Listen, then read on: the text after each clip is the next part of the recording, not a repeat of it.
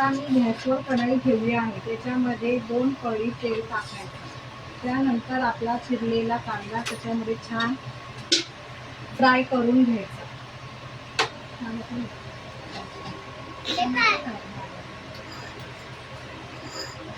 कांदा फ्राय छान झाला की त्याच्यामध्ये आपण छान स्वच्छ धुतलेलं डांगर टाकायचं.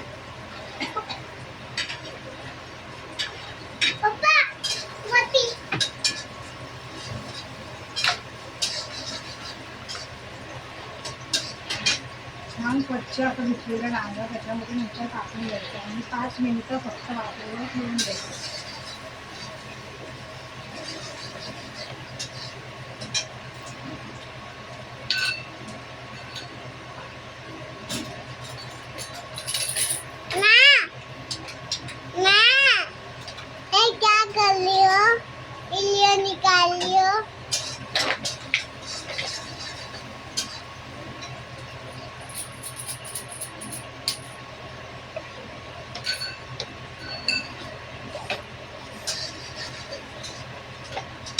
कांदा जरा आपला छान फ्राय झालेला आहे.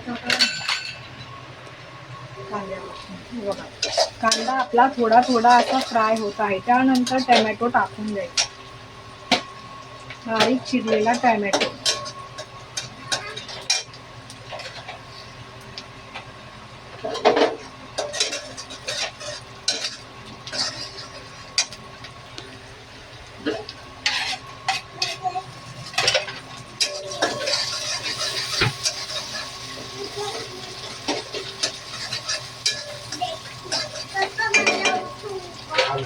त्यानंतर आपला हिरव्या मिरचीचं हे वाटण आपण सांगितलं होतं ते या प्रकारे असं टाकून घ्यायचं.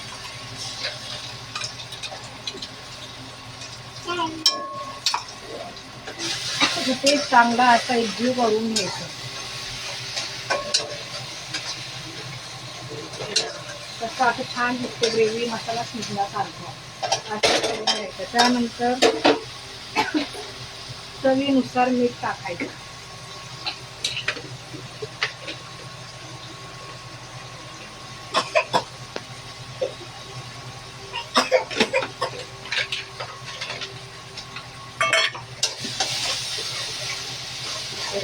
तर मसाला छानपैकी परतवून घ्यायचा. त्यानंतर डांगर असं छान स्वच्छ धुवून त्याच्यामध्ये असं वरतून टाकून घ्यायचं.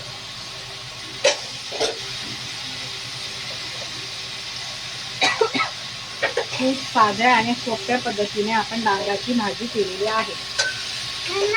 आवडल्यास व्हिडिओला लाईक करा, सबस्क्राईब करा आणि शेअर करा. काही भाजी टाकून घ्यायची आहे. त्यानंतर थोडंसं असं पाणी लागल्यास टाकायचं, तर भाजी टाकत नाही टाकलं तरी ते वाफेवर शिजून होणार. ही आमची चिमुकली बघत आहे. ही माझी छोटीशी चिमुकली आहे.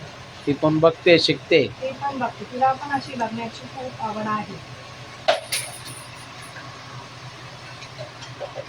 थोडंसं भांडं घेऊन फक्त पाणी ओतलेलं आहे.